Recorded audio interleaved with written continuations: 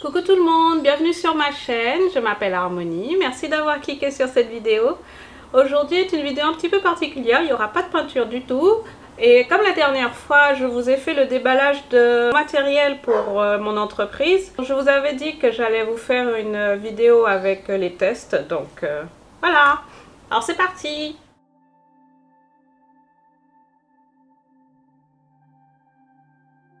Avant un quelconque travail, il faut évidemment prendre les photos des toiles.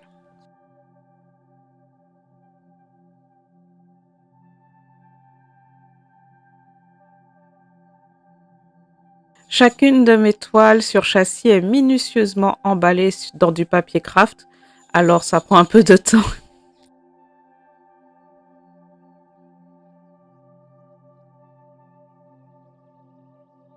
One eternity later. Ensuite, je retouche légèrement les photos pour que les couleurs ressortent mieux.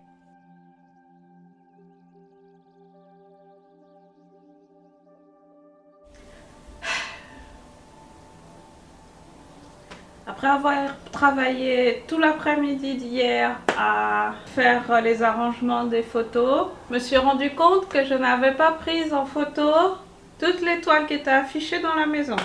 Donc, j'ai tout mis là et on recommence.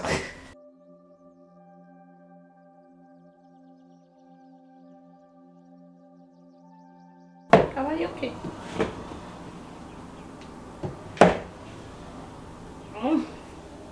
Baby boy.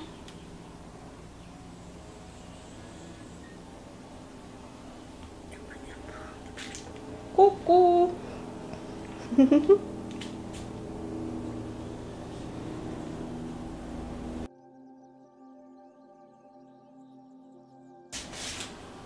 Cette peinture, c'est la toute première peinture que j'ai faite. Et si vous vous souvenez bien, c'est aussi la peinture que j'ai refaite pour faire mon logo. Je vous le remets là. Et je suis très fière de celle-là.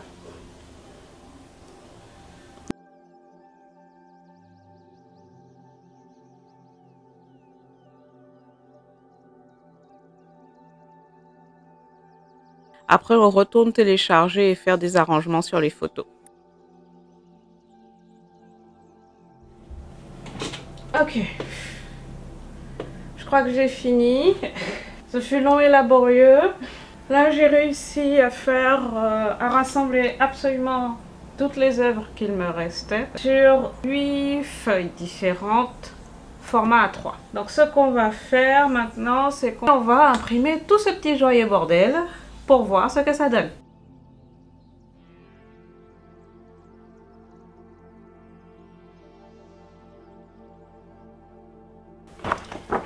J'ai passé 2 jours à faire du montage et c'est trop foncé. Je suis obligée de tout reprendre. C'est pas mal, mais c'est trop sombre. Donc il faut que je revoie la luminosité. Alors je recommence. On retourne travailler. Wouhou!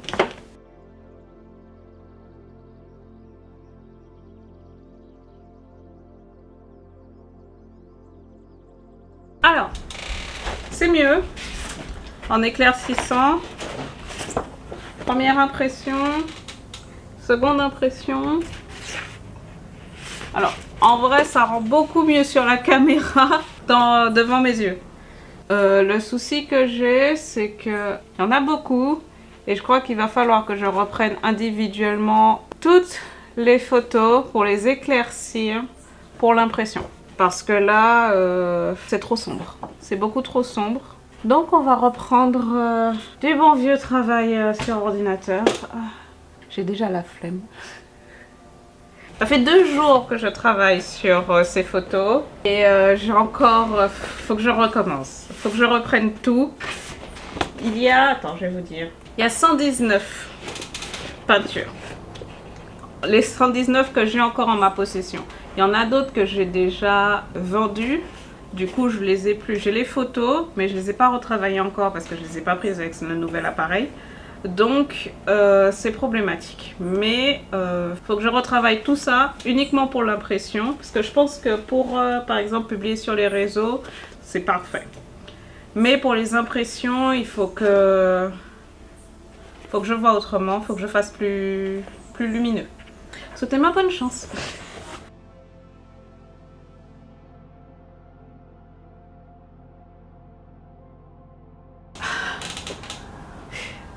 Non, c'est pas encore fini. J'ai beaucoup réfléchi l'autre nuit. Je ne comprenais pas pourquoi, moi, quand je dois faire des impressions, j'ai l'impression de devoir faire énormément de choses. Donc, j'avais déjà retouché les photos et tout ça pour qu'elles soient plus agréables, évidemment. Mais je trouvais que le fait de devoir les modifier encore spécifiquement pour l'impression, je trouvais ça un peu chiant. Et j'ai commencé à chercher des vidéos de photographes qui utilisaient pas forcément la même imprimante que moi, mais similaires. Et j'avais pas l'impression qu'ils faisaient tout ça de travail pour si peu. Ce que j'ai fait au milieu de la nuit, parce que voilà, mon cerveau réfléchit à son rythme. Est-ce que vous vous souvenez de ça? Alors, pour ceux qui ont vu la vidéo où je déballais les produits, enfin le matériel, donc si vous ne l'avez pas vue, vous la trouverez en i ou en description. Mais du coup, Canon m'avait envoyé ça avec l'imprimante. Donc c'est du papier photo. Donc, j'ai testé sans aucune modification. Il y a très peu de feuilles, du coup, j'ai voulu tester 2 trucs, donc j'ai fait 2 petits trucs, et voilà ce que ça donne. C'est juste absolument magnifique. Attendez, je vais vous en mettre une à côté de ce qu'on a fait la dernière fois.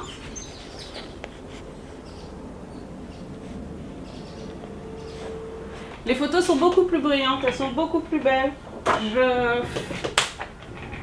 C'est ça qu'il me faut, c'est exactement ça qu'il me faut, comme papier. C'est assez épais et les photos se ressortent magnifiquement bien. Le souci avec ce papier, c'est qu'il est brillant. Et je ne voulais absolument pas du papier brillant. Alors j'ai commencé à chercher autre chose. Et j'ai trouvé, je pense avoir trouvé. Ce que j'ai fait, c'est que après j'ai cherché s'il y en avait du mat. Ça existe. Donc j'ai essayé d'en trouver. Sur internet c'est facile, mais j'ai besoin de savoir tout de suite si ça fonctionne. Alors je suis allée dans plusieurs magasins ici et j'en ai trouvé. J'ai trouvé 2 modèles. Donc il y a celui-ci qui est un A4. Il y a celui-là qui est du papier photo A3 professionnel. Ce qu'on va faire, c'est qu'on va tester les 2. Ah oui, vous avez vu, j'ai plus d'espace. Oui, parce que quand je sors de façon efficace, donc je fais plein de choses. J'ai profité pour m'acheter un bureau, donc je vous ferai la visite tout à l'heure. Donc on va commencer avec le petit. Ça commence très bien, je trouve. Hein. Sur le petit, c'est impeccable. C'est moins glossy et du coup j'aime bien. Hop.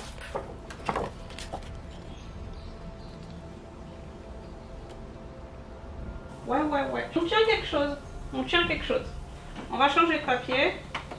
Celui-là ressemble un peu plus à du papier canson. Il est un peu plus granuleux. Le papier est un peu plus granuleux. Ça donne l'effet que je voulais au départ. Alors je vais vous montrer les 3.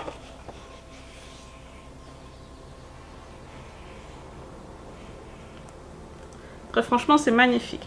Mais on voit pas beaucoup la différence à la caméra. Ce qui peut le différencier, c'est que... Alors bien sûr, celui-là, il est très glossy. Celui-là, il est beaucoup mieux en termes de rendu. Mais celui-là, il me donne l'effet que je voulais au départ en utilisant le canson.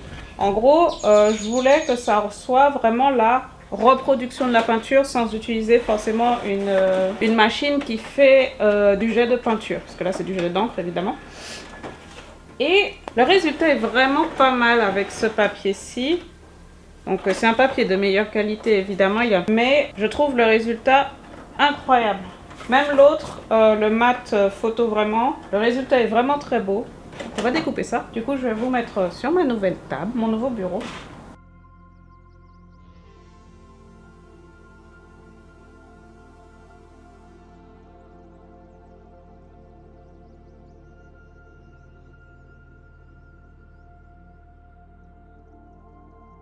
Très franchement, je ne saurais pas dire lequel que je préfère entre les 2 derniers. Parce qu'en fait, Comme j'ai dit tout à l'heure, le papier photo à proprement parler apporte une certaine couleur qui est très différente du papier texturé que j'ai trouvé. Mais là, justement, le papier texturé apporte ce petit truc qui fait comme si c'était une réelle peinture. Et c'est exactement ce que je voulais au départ, parce que mon idée de base, c'était de pouvoir amener l'art dans chaque foyer et de pouvoir le rendre accessible. Et en fait, là, ça fait vraiment de petites peintures, même si ce sont des reproductions, mais ça fait vraiment un effet peinture. Et là, ça fait vraiment un effet photo. Il faudra aussi que je vous montre par quoi je suis passée, parce qu'avant d'acheter l'imprimante, j'ai testé d'autres papiers.